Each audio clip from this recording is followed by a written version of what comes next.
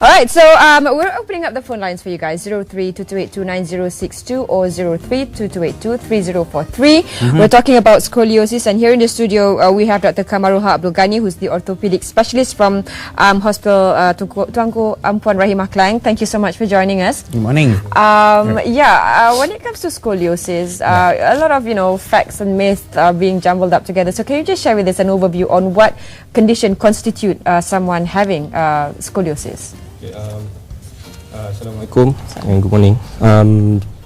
Scoliosis is defined based on the Scoliosis Research Society as a sideways curvature of the spine of more than 10 degrees measured by the Cobb's method.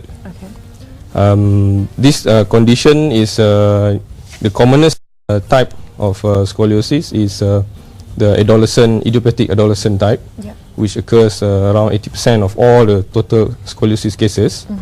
And there are the features that they come up with, they presented with are usually deformity. The other things should be looked into in scoliosis, to especially when the patient or the child present to the clinic, that we need to determine whether the scoliosis, whether it is the idiopathic type or is it the other type of scoliosis, which is much more severe. So people always complain that they have back pains, and if they carry a lot of heavy stuff, especially those who do a lot of hard labor work. But what are the signs or the symptoms that we should look out for? Right now I'm still touching my backbone and see if that's. So, what should we look out for to know we have that condition or not? Okay. When the patient present with back pain, okay, first scoliosis is commonly present without back pain. Oh. Okay. They be present with deformity. Okay. And they are born with it. And there's different type of scoliosis. Okay. The ones that are born with it are the congenital types. All right. These are usually diagnosed in the early childhood. The pediatrician or the doctors who examine the child will usually notice there's scoliosis of the spine, and will immediately refer to an orthopedic surgeon for further assessment. However, in the idiopathic type, usually they are they are diagnosed a bit late in adolescent age. Usually incidentally, or noticed by the parents or by the friends when the patient or the adolescent was bending down picking up stuff, and then the parents or the friends notice there is a deformity over the spine or the back. back. Okay. What about when it comes to even later age, when the person is in his or her 40s, 50s, where it's really considered degenerative? Is there such a type? If there is osteoporosis, or if there is any degenerative changes in the spine in the later age, it can also lead to scoliosis. This is another group of scoliosis patient we call degenerative scoliosis, and usually they are more common in the lower back area, where the lumbar, what we call the lumbar vertebra, the lower vertebra. That's right. And depends on the severity of the scoliosis, whether they need surgery or it could be observed and treated conservatively. Walk us through the checkup. What's the checkup process like? How do you know if someone has scoliosis, and how do you determine whether someone needs to go for surgery or just a corrective treatment? Okay. First of all, when the doctor sees the patient, in first instance, the doctor will have to take full history and physical examination, and the doctor will have to determine which type of scoliosis it is. And secondly, the doctor will have to look at the severity of the scoliosis. So if the severity of the scoliosis is so much that it impairs the patient's or the child's heart and lung function, and if there is any sign that it will progress further, then the doctor will subsequently have to advise the parents or the patient that surgery is either inevitable or is a must, right, to prevent all those. I read that the scoliosis is about 2 times more common in girls than boys, and does it also something? Why does this happen? And does it also have any effects from hereditary? Okay, in terms of hereditary, there are certain conditions which are transmitted by genetically transmitted, such as neurofibromatosis. Okay. Those conditions are genetically transmitted. That is, when they have this disease, they will develop scoliosis.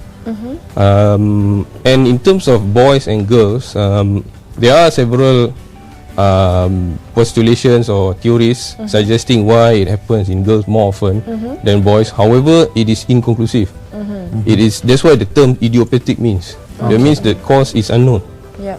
So we are still in search for the cause of idiopathic scoliosis. Why it occurs more in girls? Many says it's because of the anatomical spine curvatures in a girl is much more different than boys. It's much more rigid. The strength of the paravertebral, the muscles around the spine is much more different than boys. Now, one of the most common problem posed by the public is that they choose not to go for the checkup.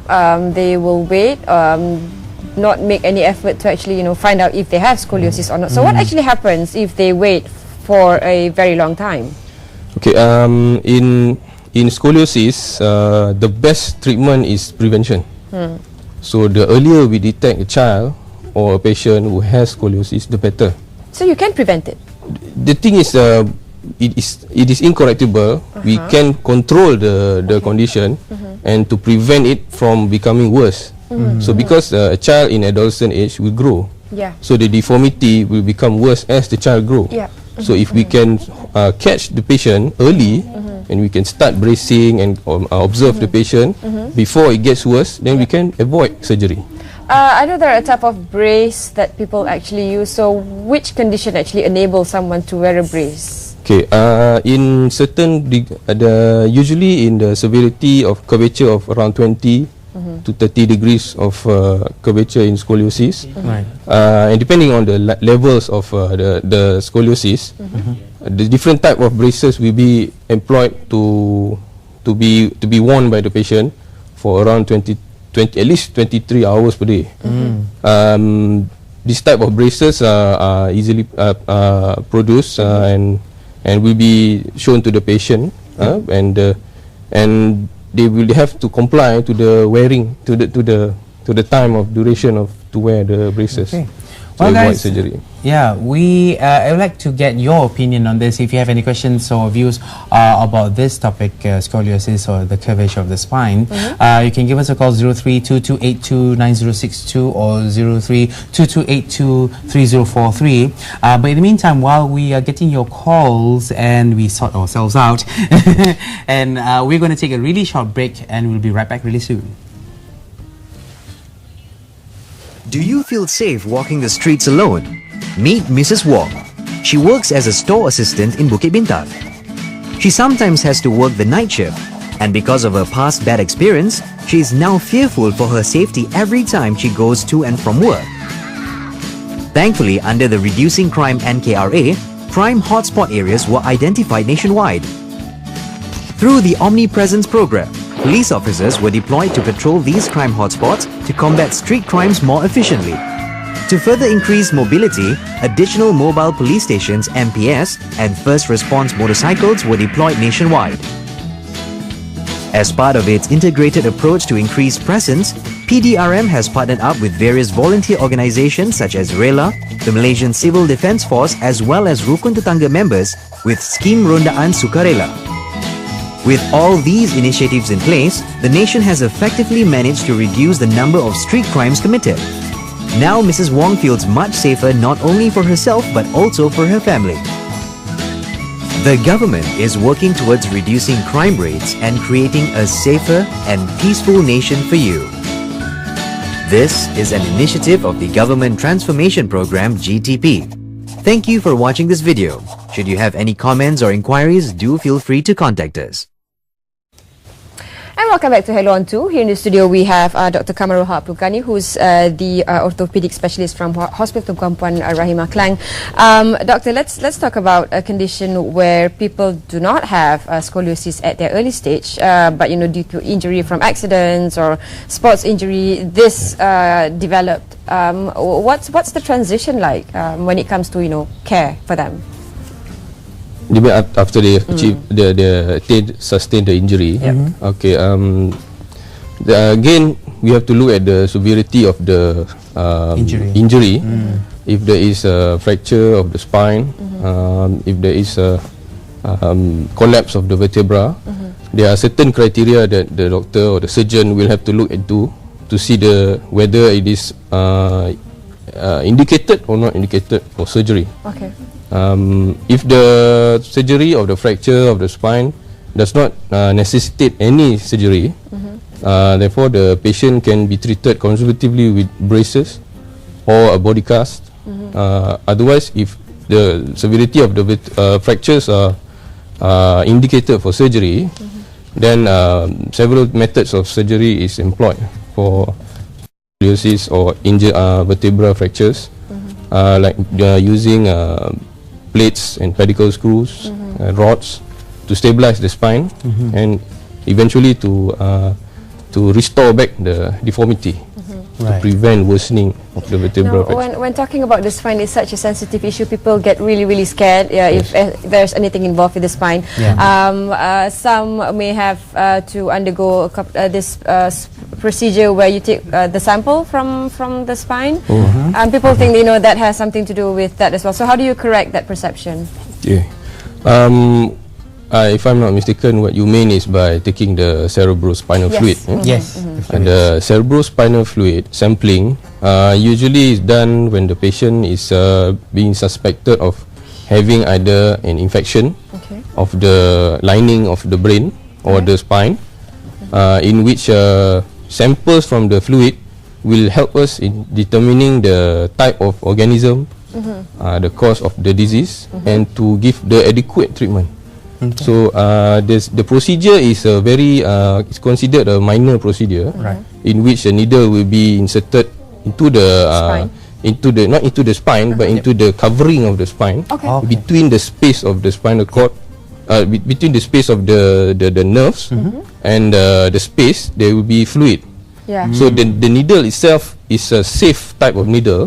The bevel is the needle is not sharp. It is sharp, but in terms when it enters, pierces the cord, pierces the covering of the spine, it does not injure the nerves. So it doesn't really affect. It doesn't really injure the nerves. We have a caller on the line right now. Hello, we have Jaya. Hello. Hello, good morning. Hi, good morning. Hello, good morning. Yes, go ahead. Do you have a question? Yes, I have a question. My daughter is 17 years old. Okay, and she had the lower spine actually curved 30%. And doctor just told her to actually do exercise and also do swimming. But what we recover now is that she's having more severe pain when she stands and when she dances. Is she under any medication right now? No medication, no nothing. So no surgery as well? She is just doing swimming and yoga, but I think it's not helping. That's what I feel. Because when she walks, when she stands, when she sits, she's really uncomfortable and she complains of pain. Does her shoulder actually, is it lopsided? Hello, Ms. Jai? Not her shoulder, but her hips. Her hips. Do you have any question for Dr. Kamarul? Dr. Kamarul, good morning. I just want to check with you whether this exercise of swimming helps her, or does she have to go for another opinion? All right. Thank you, Mrs. Jaya. Thank you. We have another caller before we answer that. Hello, good morning. Good morning. Hi. Hi. Who's that online? Sorry? Who's that online? My name is Colin Gill. Hi, Colin. I'm calling from Port Dickson. All right. It's just that I acquired scoliosis in my later age. I'm 63. Right. But the thing is, I just wondered whether anything can be done. I mean, what's your advice? Okay. Sure. All right. Dr. We'll Kamal, get do you have that any addressed. question for Colin? Sorry? Do you have any question for Colin? No, I think All right. I will Thank you answer very the much, questions. Miss Colin. Okay. So let's start with Mrs. Jaya's daughter first. Mrs. Jaya daughter, she's 17 years Yeah. old. Yeah. So and she has a scoliosis of the spine, which I think is 30. around 30 degrees. Yeah. Yes. She mentioned. However, she has pain Yeah. or back pain with the imbalance or pelvic tilt. Yeah. So I hope that I feel that her daughter has been seen by an orthopedic surgeon. Yeah. Okay. And the assessment has been done thoroughly. And if it has been done thoroughly, to me, I think the indication for bracing is already passed because she's already 17. Right. She's past the age. She's past the age. She's reached skeletal maturity. Okay. So there's most likely the curvature or the scoliosis might not progress as much. Okay. So I feel that that's why the doctors are employing an observing Right. instead of being aggressive and going towards surgery. Yeah. However, I feel that she needs more follow-up, regular follow-up, to assess the severity of the back pain, Right. and also exercises in Swimming, like she mentioned just now, does it help? okay, in terms of scoliosis is incorrectable. Oh. So exercises will help strengthen the muscles. Okay. However, it does not per se help in straightening the curve, Yes, because the curvature is already there. Yes. And since she already reached skeletal maturity, this most likely she would not ungrow the she will not correct. That's right. It It wouldn't wouldn't realign correct itself. itself. Yeah? Wouldn't correct itself, even with bracing. So I feel she needs a continuous follow-up Yeah. with the orthopedic, at least orthopedic surgeon. Yeah. Yeah. What about Mrs. Colin? She Yeah. developed scoliosis at a later age. Yeah. So that is considered degenerative, right? Yeah, most likely it is a degenerative type of scoliosis. She needs to be followed up also by orthopedic surgeon to look at the severity of the curvature. Okay. Any symptoms that she has, such as pain, numbness, or weakness of the lower limb, should be looked into. Okay. Should any of those occur. However, if there is no complaint and she is undergoing her activities of daily living without any difficulties, then I mean conservative or non-operative treatment should be opted first. Some people opt for alternative, massage and things like Rather that. than surgery. How does that help? Yeah. From your medical point of view. Okay. Massage, especially in Madam Colleen, Yeah. she's a 60-year-old. Yeah. So massage, if it's just a normal massage, it's okay. But if aggressive type of massage, Yep. she could end up with a vertebral fracture instead, osteoporotic okay. fracture. So I would not advise any massage. Simple massage would be okay, but not aggressive ones. Okay, so it depends on her severity of the condition. Yes. So rather than opting for surgery, maybe Mrs. Colleen would like to strengthen her bones or Yes, something like that, so yes. that the tissues as well as the bones will not degenerate any further. Yes, Right? conservative treatment includes physiotherapy, Yeah. Okay. back care, where they What about in terms of diet? In terms of Calcium. to avoid osteoporosis. the dietary supplementation such as calcium and vitamin D will help strengthen the bone and prevent worsening of the osteoporosis, Yeah. the degenerative condition. And also in dietary, I mean, she also should not become overweight. Overweight means she will burden the spine, which is Stress. already fragile itself, and worsen the condition. Right. And conservative also includes physiotherapy, strengthening the back, certain posture and certain position that she should avoid Yeah. to prevent worsening. This will be taught by the physiotherapist. Yep. Trained physiotherapy will give a good advice and will give a good physiotherapy methods such as the short wave diathermy, many modalities of physiotherapy to help to improve the condition. Should one start walking as a starting point of exercising if that person is leading a sedentary lifestyle? Walking is always the best exercise. To me, I think when a person is moving from sedentary lifestyle towards an active lifestyle, first they should start. The best way is to start off in a stepwise manner. They should not push themselves towards the extreme suddenly, because one is because it will induce injury. And number two, the moment they get muscle lactic acid accumulation, muscle sores, it will further demotivate them to undergo the exercise again. And if they are too optimistic in the first instance, if they do not find out if they do not achieve the goals, they will further become demotivated. It kind of backfired. Yes. All right. Thank you so much, Dr.